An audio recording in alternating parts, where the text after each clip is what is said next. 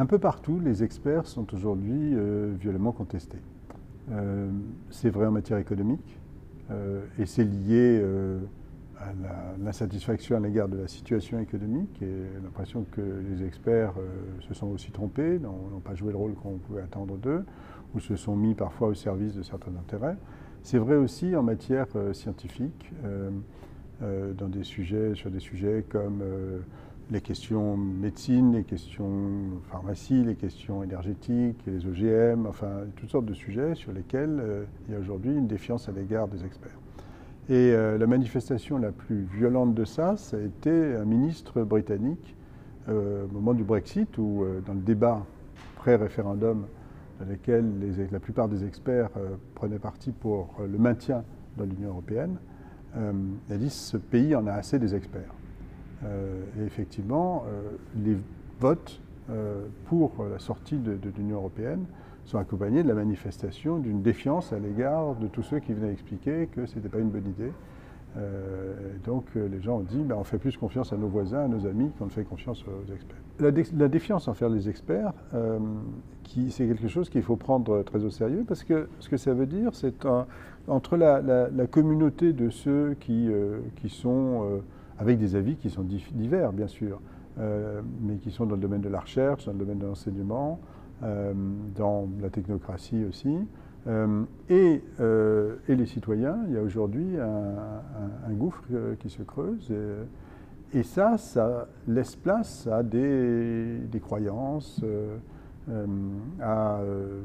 pas nécessairement à un savoir qui soit très fondé.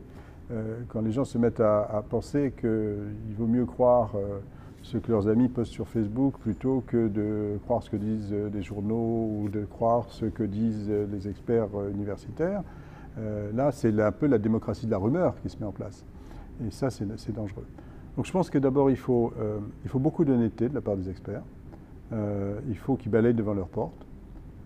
Il faut qu'ils éliminent les conflits d'intérêts. Et il y en a, ou il y en a eu.